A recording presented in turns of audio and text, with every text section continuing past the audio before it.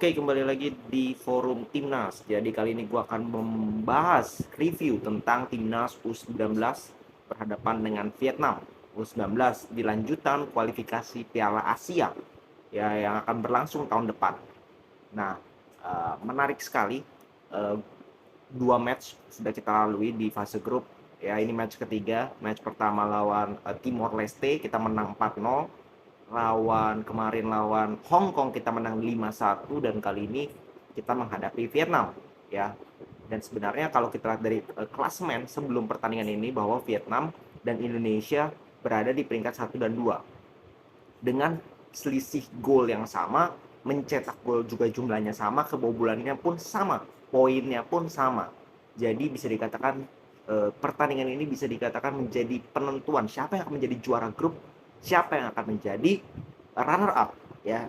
Kalau hasilnya imbang, itu akan langsung dilanjutkan dengan adu penalti.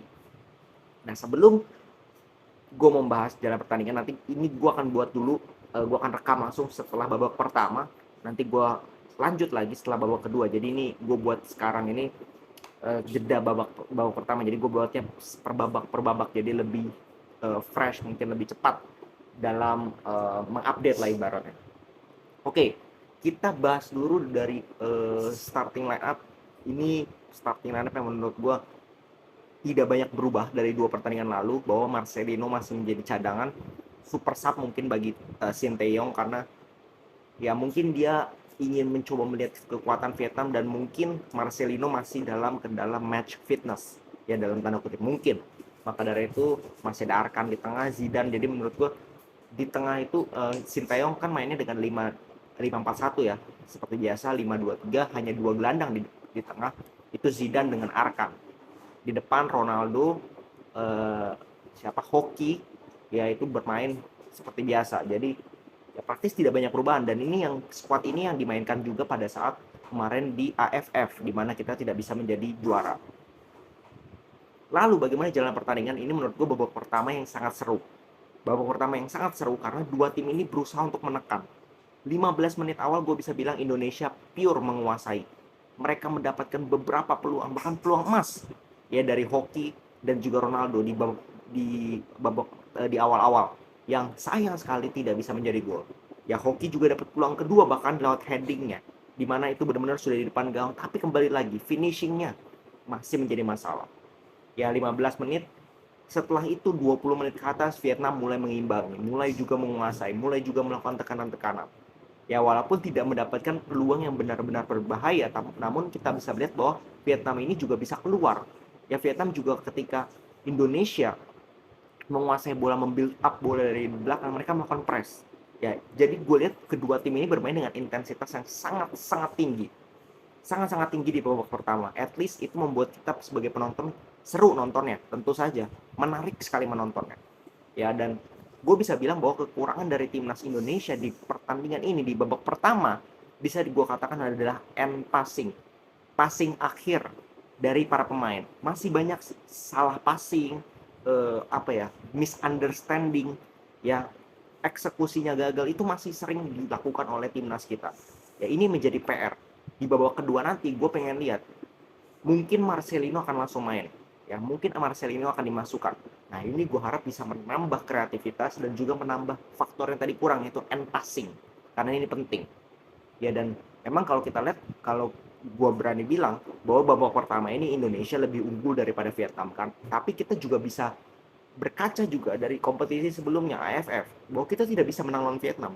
Walaupun kita menguasai, walaupun kita bisa create peluang banyak, tapi kita tidak bisa finishing dan kita tidak bisa kill the game.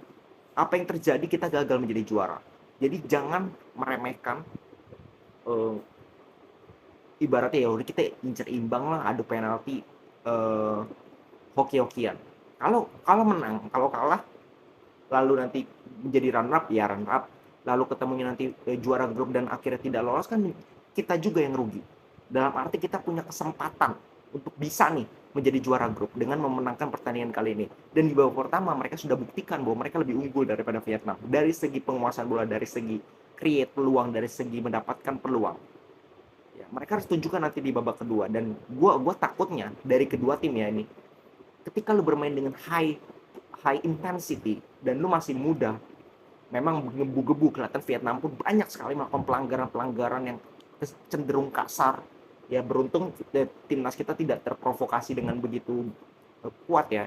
Itu yang menurut gue cukup bagus, mampu diredam oleh pemain kita. Tapi gue takutnya di babak kedua nanti akan keluar semua nih jelek-jeleknya. Stamina akan drop, emosi akan drop kalau skor ini tetap berlanjut. Apalagi kalau Vietnam bisa curi gol, emosi ini akan sangat-sangat berpengaruh dari timnas kita. Mental, ini gue pengen lihat. Jadi 3 ini yang gue pengen lihat. Bahwa apakah timnas kita kehilangan stamina, apakah timnas kita emosinya akan tetap terjaga, apakah timnas kita secara mental bisa menghadapi tekanan sebesar ini. Karena ini bisa dianggap pertandingan final di grup. Ya, mereka memperebutkan siapa yang menjadi juara grup. Ya, jadi kita lihat aja, kita nonton bersama apa yang akan dilakukan oleh Sintayong dan anak buahnya di babak kedua. Gue mengharapkan perubahan, terutama dari end passing, dari bagaimana mereka menyelesaikan peluang. Itu sangat penting untuk bisa meraih kemenangan. Oke, kita kembali lagi nanti setelah babak kedua. Ya, oke, kembali lagi. Ini gue baru saja selesai nonton pertandingan yang sangat luar biasa, pertandingan yang menunjukkan ya mental. Ya, seperti yang tadi gue bilang bahas, 3 poin yang gue mau tunggu, mental, emosi, dan juga stamina. Apakah timnas kita bisa menghadapi 3 ini, menjalani 3 ini dengan baik, dan ternyata mereka menunjukkan itu dengan sangat luar biasa di babak kedua. Oke, kita bahas dulu babak kedua, kita langsung aja bahas bagaimana di awal-awal memang intensitas sama ya, bagaimana tinggi dari kedua tim, dan memang terlihat gol pertama dari Indonesia, Marcelino ya, seperti yang gue bilang tadi di break babak pertama, Marcelino harus masuk, betul, Marcelino langsung dimasukkan dan langsung berubah yang menggantikan Ronaldo. Kita harus fair bahwa Ronaldo tidak berkontribusi, tidak berpenampilan maksimal di babak pertama, maka itu diganti oleh Marcelino dan terlihat langsung bagaimana Marcelino ini bisa lebih versatile dengan gaya permainan dari Sintayong. Bagaimana dia bisa masuk dari blind side, ya dia memanfaatkan celah di tengah dan shooting dari jarak jauh luar biasa. What a great quality dari Marcelino Ferdinand. Dan memang setelah itu Vietnam yang jauh lebih Spartan ya. Dan terlihat timnas agak sedikit mungkin mereka merasa bahwa 1-0 sudah aman sehingga sedikit ngedrop. Ya terutama memang terlihat staminanya sudah ngedrop. Dapatlah 2 counter menurut gua dan bam 2-1. Sebenarnya nggak ada masalah, itu masih menit 70-an kalau nggak salah. 70-an masih banyak waktu, 79 masih banyak waktu, dan mereka tunjukkan 2 menit berselang ya, mereka tunjukkan fighting spirit lagi lewat corner, gak ada masalah. Ferrari menjawab, membalas ya istilahnya bertanggung jawab atas kesalahan dia gol bunuh diri, dan memang gol keduanya juga kesalahan dari Ferrari di mana dia long ball kerebut dan kena counter dan dia terlambat. Nah, ini yang menurut gue comeback yang luar biasa. Dan memang perannya Sintayong ini penting. Bagaimana dia mengganti 3 pemain kan. Nico masuk, Rabani masuk, dan juga si Berry kalau nggak salah. Ini 3 pemain. Ini terlihat langsung intensitas Indonesia jauh lebih meningkat. Jauh lebih meningkat, jauh lebih agresif, jauh lebih punya seperti nyawa kedua.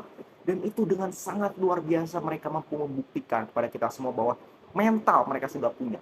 Fighting spirit mereka sudah punya, dan stamina dari menit awal sampai menit akhir gue sangat apresiasi bahwa mereka press ya, mereka tidak henti-hentinya melakukan pressing ke lini pertahanan dari Vietnam. Mereka melakukan high press, sangat sulit melakukan high press konsisten, dan mereka bisa tunjukkan itu di pertandingan kali ini ya. Ini menurut gue sangat luar biasa ya, dan kembali lagi banyak poin positif yang hadir di match ini. Bagaimana timnas kita jarang sekali melakukan long ball, jarang sekali tergesa-gesa dari belakang langsung ke depan mengskip ini tengah, sering ada kombinasi. Memang masalahnya end passing-nya belum memang dalam tahap yang bagus. Finishing juga masih bisa diperbaiki, tapi itu bagian dari proses. Yang penting skemanya itu sudah jelas. Ya bahwa timnas kita harus bermain dengan passing pendek. Ya passing kombinasi pendek. Boleh bola daerah nggak ada masalah, tapi jangan kesannya itu sporadis dan juga kalau gue bilang asal buang bola. Dan itu mereka sudah tunjukkan. Itu yang progres yang menurut gue sangat-sangat terlihat ya dari timnas kita, dan selamat untuk timnas kita bahwa kita langsung lolos ke Piala Asia 2023 di Uzbekistan. Sangat luar biasa prestasi yang harus kembali lagi diapresiasi dari Sintayong dan kawan-kawan dan anak asuhnya anak-anak muda dari Indonesia bahwa mereka bisa tunjukkan itu walaupun bermain di kandang menjadi suatu benefit, tetapi tidak mudah juga bermain di hadapan banyak sekali supporter dan mereka tunjukkan itu bahwa mereka bisa, ya mereka bisa menunjukkan mental, mereka bisa menunjukkan konsistensi dari permainan mereka. Dan Vietnam, I'm sorry bahwa kalian sangat layak kalah, bahwa kalian secara kualitas permainan pun sebenarnya secara overall 90 menit kalah dari timnas Indonesia. Dan bagaimana mereka, ya memang tim Vietnam ya, bahwa mereka mencetak gol lalu provok, ya kita lihat siapa yang tersenyum di akhir dan siapa yang menangis di akhir. Maka untuk Vietnam salah satunya selamat, Anda harus mengikuti yang namanya runner up terbaik, nanti dipilih dari grup kalau nggak salah cuma 3 runner up terbaik. Selamat untuk timnas Indonesia, sangat luar biasa perjuangan dari anak-anak muda ini, mental yang mereka tunjukkan dan bagaimana mereka tidak kenal lelah dari menit awal sampai menit akhir. Itu yang menjadi poin plus dari di pertandingan kali ini, bukan berdasarkan hasil oke, mereka menang luar biasa, tapi bagaimana mereka mengemas hasil itu dengan sangat-sangat cantik, itu yang menurut gue patut diapresiasi. Oke, segitu dulu dari gue. Jangan lupa subscribe, komen, share, dan like. Salam sepak bola.